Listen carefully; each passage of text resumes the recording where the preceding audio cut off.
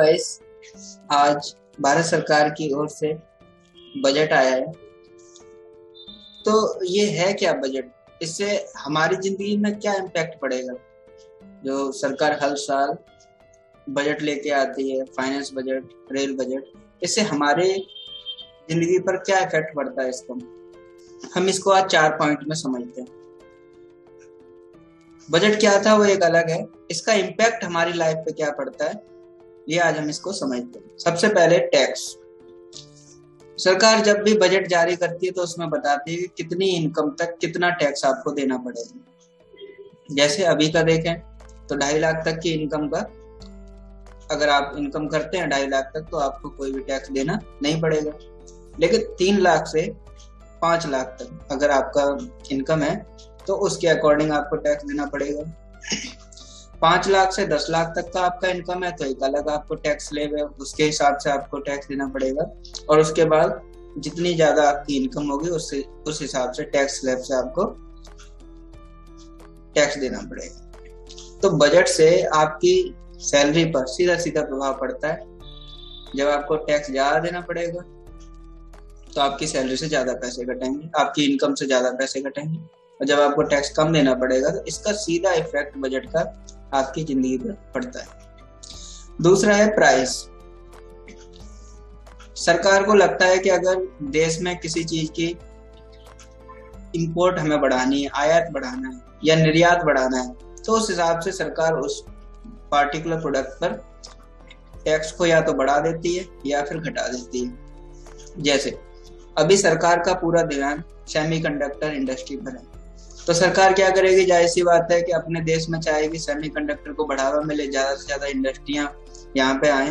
तो अगर आप बाहर से सेमीकंडक्टर खरीद के लाते हैं तो उस पे क्या करेगी? वो ज्यादा टैक्स वसूलेगी। वो कहेंगे जो हमारे यहाँ पे बन रहा है हम उस पे कम टैक्स लेंगे, जो बाहर बन रहा है हम उस पे ज्यादा टैक्स लेंगे। जब वो बाहर से आप खरीद के लाएंगे, जब ज्यादा आपको टैक्स लगेगा तो ऑब्वियस है कि आप घरेलू उद्योग का सामान खरीदेंगे। सरकार को जब भी ऐसा कुछ करना होता है पार्टिकुलर प्रोडक्ट पे, तो या तो किसी चीज के प्राइस बढ़ जाते हैं या फिर प्राइस घट जाते हैं। तीसरा सबसे बड़ा इम्पैक्ट पड़ता है जॉब के ऊपर।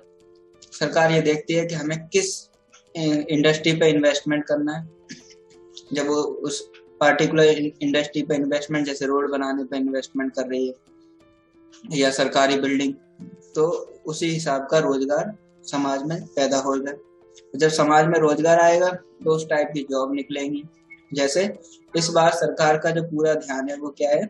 एनिमेटेड वीडियो जो बनते हैं और जो डाटा सेंटर बनेगा, मतलब पूरा का पूरा डिजिटल पे ध्यान सरकार का ज्यादा है। इस क्षेत्र में रोजगार ज्यादा पैदा होगा तो लोग इससे जुड़े कोर्सेज करेंगे, इससे जुड़ी नौकरियां पैदा होंगी। तो सरकार इससे बजट से पूरा का पूरा इस बात पे ये ध्यान दिया जाता है कि नौकरियां किस क्षेत्र में पैदा होंगी।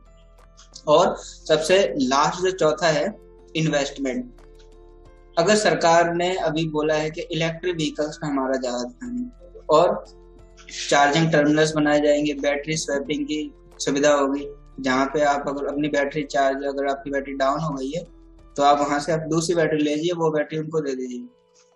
इस तरह से बैटरी स्वैपिंग की व्यवस्था होगी। और सरकार फेम एक स्कीम है, उसके तहत इलेक्ट्रिक व्हीकल्स पे ज्यादा ध्यान देती है। तो इसका मतलब क्या है? इलेक्ट्रिक व्हीकल्स जो कंपनियां बनाती हैं या फिर जो इलेक्ट्रिक व्हीकल्स की बैटरी से जुड़ी हुई हैं, उन पे इन्वेस्टमेंट ज्यादा बढ़ेगा। या फिर सरकार ने जैसे बोला है कि इस बार के बजट में कि वो वंदे भारत की 300 ट्रेन चलाएंगे। इसका मतलब क्या होगा? विनिर्माण क्षेत्र में ज्यादा रोजगार पैदा होंगे, वहां इन्वेस्टमेंट के ज्यादा चांसेस हैं। तो इस तरह से बजट प्रत्यक्ष तौर से और अप्रत्यक्ष तौर से, डायरेक्ट और इनडायरेक्ट तरीके से देश के हर नागरिक को अफेक्ट करता है। तो आज हमने समझा कि बजट हमें किस तरह से अफेक्ट करता है, एज ए टैक्स के थ्रू, या फिर किसी प्रोडक्ट का दाम बढ़ जाता है या फिर घट जाता है, या फिर जॉब के थ्रू, जॉब निकलेंगी कि नहीं निकलेंगी, किस क्षेत्र में निकलेंगी, कितनी निकलेंगी, और इन्वेस्टमेंट कहाँ करना है, कितना करना है, किससे बाहर निकलना है, सरकार क्या चाहती है, इस तरह की चीजें। आई होप आपको ये सारी चीजें समझ लगी होंगी कि बजट हमें किस तरह से इम्पैक्ट करता है। धन्यवाद।